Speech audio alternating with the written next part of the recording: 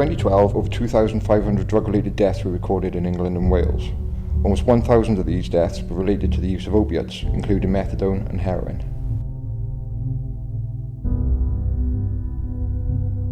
That same year, a further 581 drug-related deaths were recorded in Scotland, with a total of 458 related to opiate use.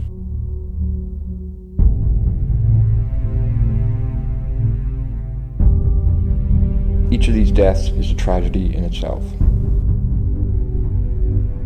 causing emotional impact on so many lives. Each individual lost to drugs is someone's family, someone's friend, someone's daughter, or someone's son. A few years ago, before I had my son, I'd been clean for a bit and decided to score. Had a hit, went over, ambulance was called, and they hit me up with Naloxone, and I was taken to hospital, went over again in the ambulance and was given it again and then discharged on the next day. But I've had friends of mine that it's not been not such a happy ending. Well, I've overdosed twice myself due to drinking and mixing heroin, I think. Lucky enough, I had people phone 999 for me, and the medics come along and they administered me Naloxone. And the second time they said to me, I was really lucky they got there in time to give it to me, or I would have been dead a couple of minutes more. So I think Naloxone's a good thing. The number of drug-related deaths in England rose quite a lot last year, especially when you consider that in a lot of places in England, Naloxone is not available. There's no doubt that Wales and Scotland are taking the lead as far as dishing out Naloxone.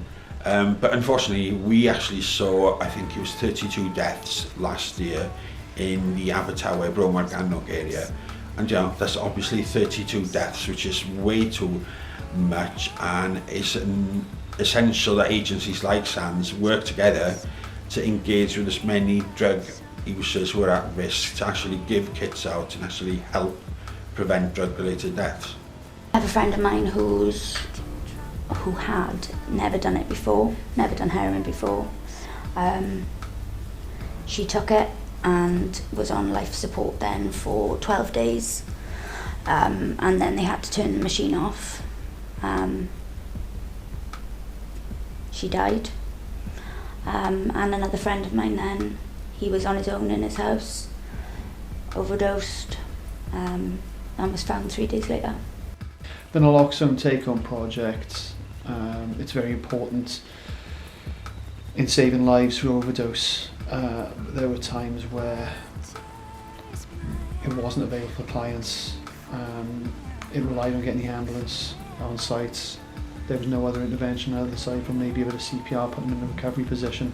The Naloxone take-home project empowers the client to intervene in an overdose situation. For example, if one of their friends or family overdoses, they're able to put that immediate overdose first aid in place then, and give you that extra 20 minutes until the paramedics get there. Naloxone is an opioid antagonist and is used to counter the effects of opiate overdose. It can be administered nasally or intramuscularly. Kits are inexpensive and come in various formats. If I had been there on either of occasions, I've had Naloxone training. I've had it, I've carried it around with me when I was using, and I know loads of people that have carried it around with them as well.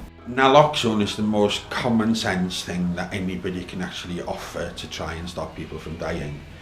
In Sands, we've seen that work for ourselves. The staff here have actually used Naloxone about 20 times, I think, on people who've overdosed in or around the building. And there's a good chance at the end of the day that some of those 20 people could have died if it hadn't been for an intervention from staff here. I've also seen other people overdose, which in the beginning, very first time I seen it, made me panic and things like that. But I've seen a couple of people overdose now, and I've just learned how to deal with it, and I've also administered naloxone to people. I've had the training from this centre, which gave me the confidence to do it. Shortly after filming the original footage for this video, Cassie sadly passed away. She was loved by all that knew her and would be dearly missed. People say about the daughter being a best friend and she was my best. She was completely I've got 3 children. She was the middle child, and everyone talks about the middle child syndrome, but it was never like that. It was like my other 2 children needed me then. It was the older one and the younger one, and Cassie was the one that was the most. Everybody said we were the most alike. We did everything as a team. We were just that.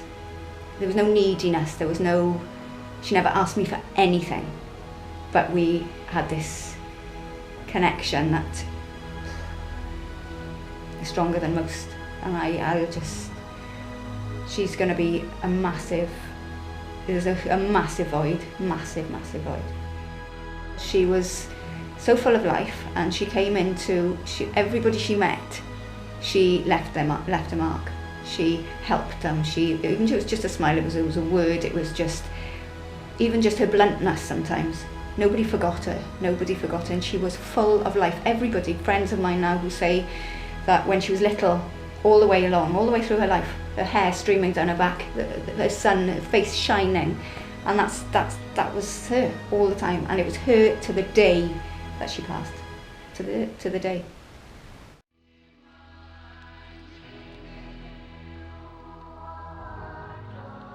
We may not be able to eliminate opiate overdose, however we can minimise the fatalities. Through the peer distribution of naloxone, we can save hundreds of lives each year that would otherwise be lost to overdose.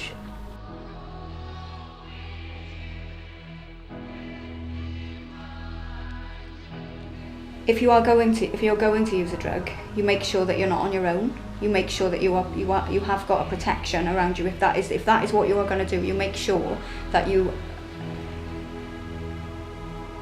keep yourself safe, or you choose not to do it. You know, in terms of what we see in Swansea in relation to opiate use, it's pivotal that people are given naloxone. And so if they were to obviously get in a situation where they're out and about in the real world, then hopefully if somebody was around and having an overdose, then they would have a kit on them there and then that, you know, can pretty much save someone's life. So it's absolutely critical that it continues and more people are prescribed naloxone. I think that's what Cassie would want everyone to do, is just look and learn from this. She would want everyone to learn from this because she was so happy. She wouldn't want to not be here now. She had plans. She had a life ahead of her, and so I just want to say to people that just learn from it, man. Really learn from it, because she's so beautiful.